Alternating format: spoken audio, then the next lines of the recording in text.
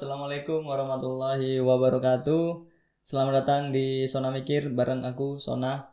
Eh, di kesempatan kali ini aku mau membahas tentang yang namanya bahasa daerah, belajar bahasa daerah. Karena ini berdasarkan apa yang menjadi pengalamanku pribadi sih. Dimana aku ngerasa kayaknya aku ini udah sedikit nggak sedikit sih, tapi emang lumayan lah berkurang kemampuan bahasa daerahnya, pengucapan bahasa daerah gitu kan.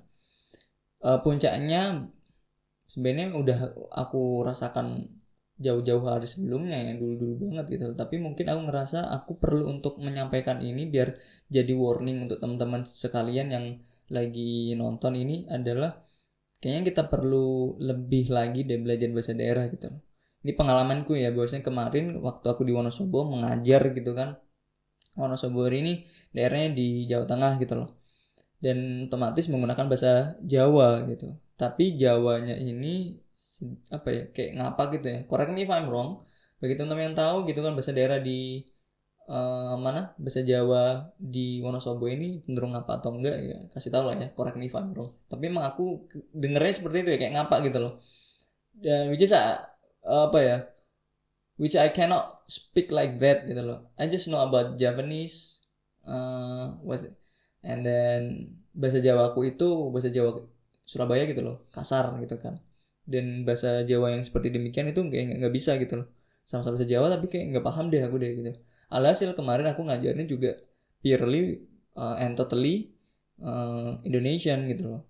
Aku benar-benar menggunakan bahasa Indonesia gitu kan. That's, I guess it was the safest way to explain something, the materials gitu kan, to the students using bahasa Indonesia gitu. Dan dari situ aku sadar gitu, kayaknya emang apa ya, kemampuanku dalam bahasa daerah kayaknya kurang deh gitu kan, kayaknya emang perlu belajar deh gitu loh.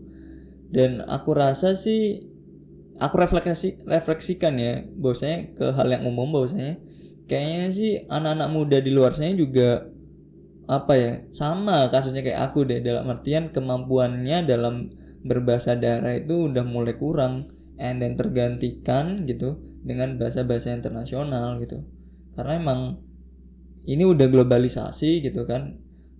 Globalization it's true gitu kan, and then does exist. Jadi emang perlu banget belajar bahasa internasional, which is English or even another language gitu. Dan bahkan belajar banyak bahasa negara lain gitu kan, tidak hanya bahasa Inggris, bahasa Jerman, mungkin bahasa Mandarin dan lain sebagainya gitu kan.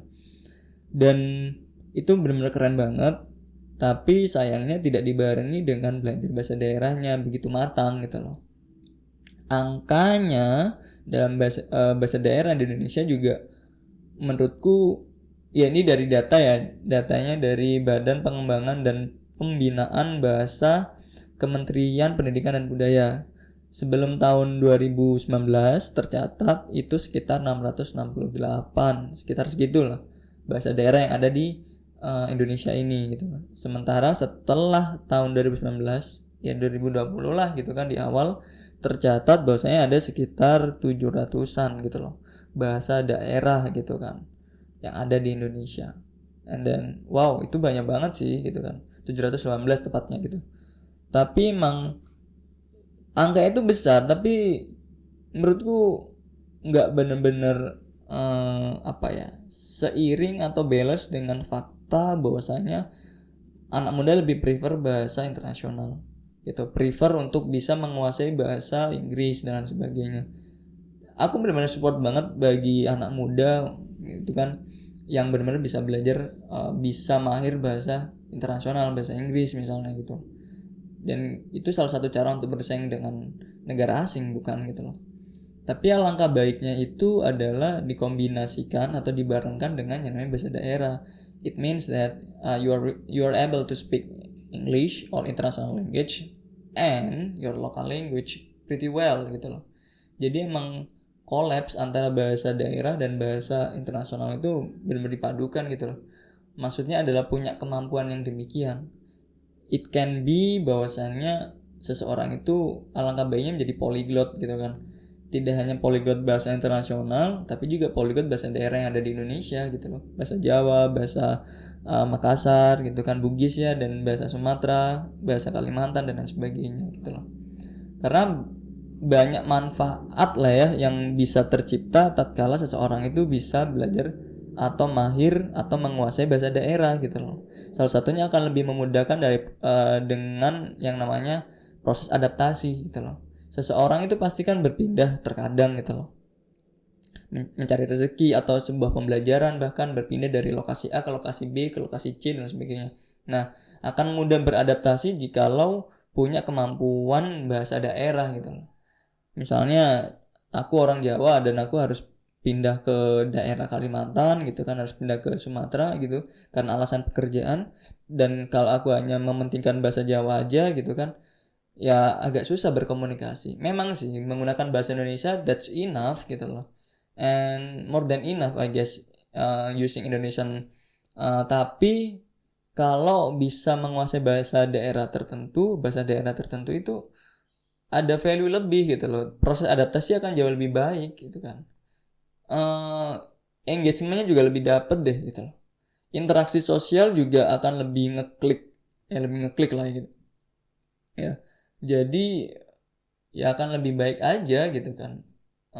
Menggunakan bahasa Indonesia udah baik, tapi akan lebih baik juga bisa menggunakan bahasa daerah gitu loh. Karena ketika misalnya aku harus ke Sumatera dan aku bisa bahasa Sumatera gitu kan, dan orang setempat itu tahu aku bisa bahasa Sumatera, adalah feels like I'm in home gitu kan, feels like I'm their family gitu loh.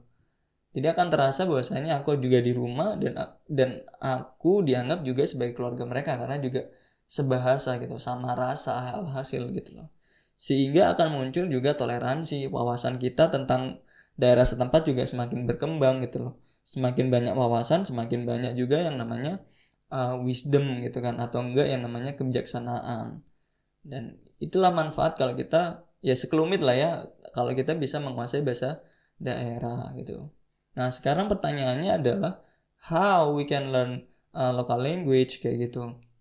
Adalah yang sederhana itu ya kita bisa otodidak ya gitu kan. Kita perbanyak aja mendengar, melihat dan juga membaca gitu kan bahasa-bahasa daerah gitu loh. Ya, dari orang lain enggak atau dari video di YouTube misalnya seperti itu.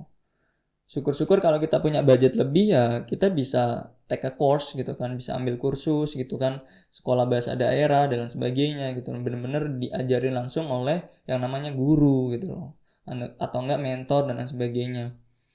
Dan kalau mau by doing ya alhasil perlu banget feel the real experience itu by traveling gitu loh.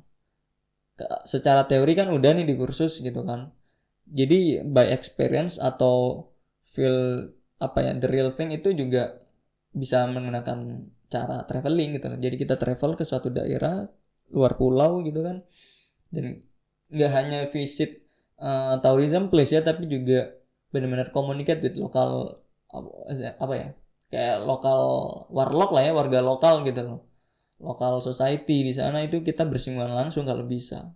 Jadi itu akan lebih lebih ngeklik banget, lebih kena banget kita belajar bahasa daerahnya. Selanjutnya adalah ya mengamalkannya gitu loh, karena kalau kita belajar tanpa ada pengamalan di situ juga bakal stuck aja gitu loh. Itu bahkan bisa masuk ke memori jangka pendek aja gitu kalau kita belajar. Sementara kalau kita mengamalkan itu bisa switch or moving to long term memory dalam otak kita gitu kan. Karena kita mengaplikasikannya terus menerus, sehingga bakal kena banget dan apa ya, bisa masuk ke alam bawah sadar kita gitu. Jadi emang secara otomatis mungkin kita bisa apa ya, tanpa harus berpikir panjang lebar kita udah langsung bisa mengucapkan yang namanya bahasa daerah tersebut gitu loh. Ada trigger dikit aja udah kita bisa respon kayak gitu. Jadi itu lebih baik ya, karena apalagi karena speaking ya. Maksudnya gini, apalagi speaking, karena speaking itu we need to spontaneously respond right from the question from someone else gitu kan.